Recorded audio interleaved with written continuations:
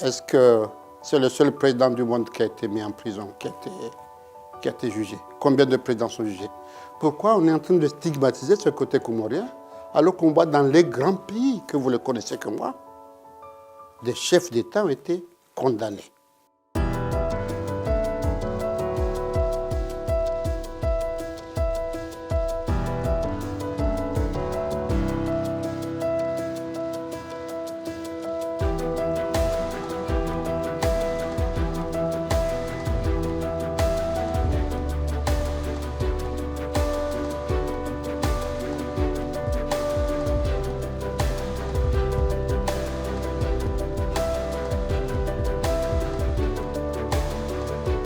Personne au-dessus de la loi.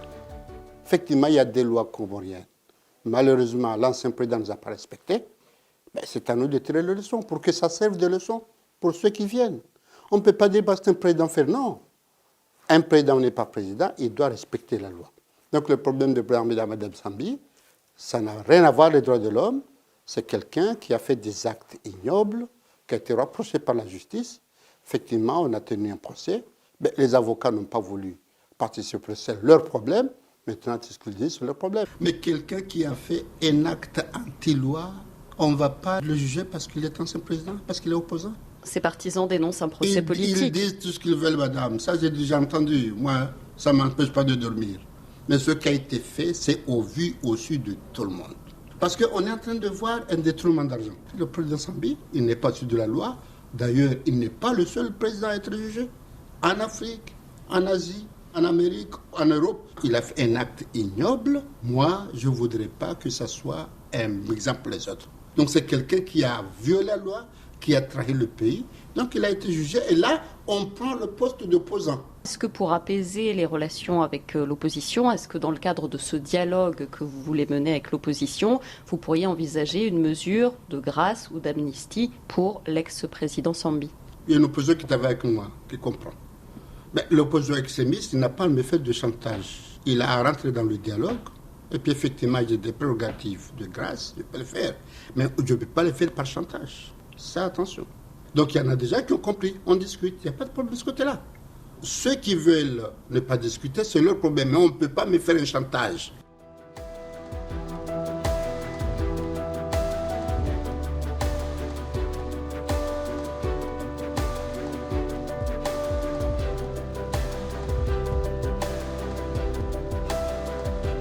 Vous savez, l'opposition dictatoriale, c'est les réseaux sociaux. Mais venez au Comores, vous allez voir. Donc, ils peuvent tous nous accuser. En tout cas, on avait un deal en 2016, en 2019. On a un deal en 2024 qui se prépare. Moi, je les respecte. Mais je peux vous dire, madame, sans prétention aucune, comparativement à d'autres pays, pas seulement africains, à d'autres pays, on doit s'estimer heureux au Comores. Vous avez évoqué les échéances électorales. Justement, en 2019, vous avez été réélu après avoir modifié la Constitution et la loi électorale qui a abrogé ce système de présidence tournante entre les trois îles. L'opposition, à ce moment-là, a dénoncé votre réélection, vous a contesté. 3 ans après, qu'est-ce que vous comptez faire pour relancer un dialogue politique qui semble aujourd'hui un peu dans l'impasse? D'abord, il n'y a pas d'impasse, madame. D'abord, je répète, la Constitution, ce n'est pas moi qui l'ai changée. C'est l'opposition elle-même. Je n'étais même pas au pouvoir, qui a clamé qu'il faut qu'on change cette Constitution. Moi, quand j'étais candidat en 2016, j'ai pris l'engagement que je vais répondre à l'aspiration du peuple pour être élu.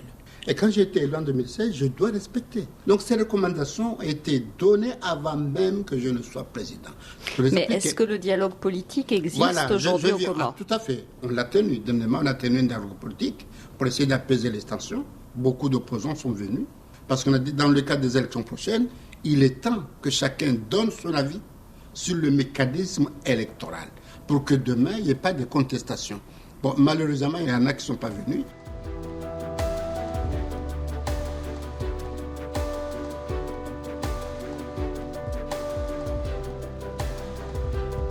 Le poste de président de l'Union africaine de l'année prochaine, ça revient à l'Afrique de l'Est. Donc c'est à nous de trouver un consensus pour qu'effectivement l'Afrique de l'Est puisse assumer cette responsabilité l'année prochaine. Vous savez, l'Afrique, c'est un continent avec des pays souverains. Et on a l'obligation de respecter la souveraineté de tout pays.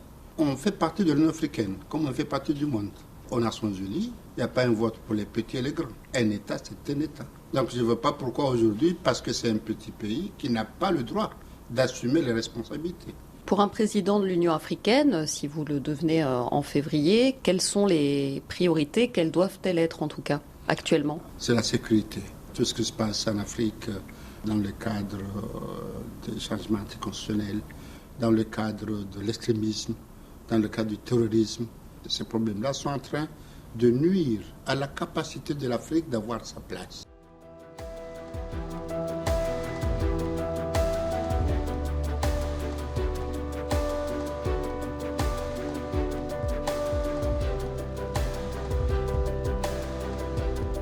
On n'est pas en 1960, on est en 2022. Les caméras, les Facebook, on voit tout. Personne ne peut tester qu'il a vu un Comorien de quelque île que ce soit qui a fait aucun acte que ce soit. Voilà, ça c'est la réalité. Ce qui se passe maintenant, c'est terrible. Le fait qu'il y ait des Comoriens qui prennent des boutres et qui meurent dans la mer, ça ne nous fait pas du bien. Bon, maintenant, c'est à nous de convaincre les Comoriens que c'est vrai, Mayotte est Comorien. Mais est-ce que vous mesurez le risque d'aller à Mayotte avec le boutre? Et c'est pourquoi, effectivement, avec les Français, rien que pour sauver les vies humaines, c'est un devoir. Et quelle est la solution? La solution, d'abord, elle n'est pas facile. Parce que c'est à nous de faire en sorte que ceux qui envoient un Comorien à Mayotte, ils peuvent le trouver à Moroni. Donc la France doit nous aider. Donc nous, avec les Français, on est en train de réguler parce que ce n'est pas normal. Maintenant, on compte 10 000 morts. Et là, on est responsable, qu'on le veuille ou pas. Donc effectivement, on est en train de discuter pour faire en sorte qu'on arrête un peu cette hémorragie. Ce qui se passe aujourd'hui, dans des années, l'histoire va demander qui est responsable de ça.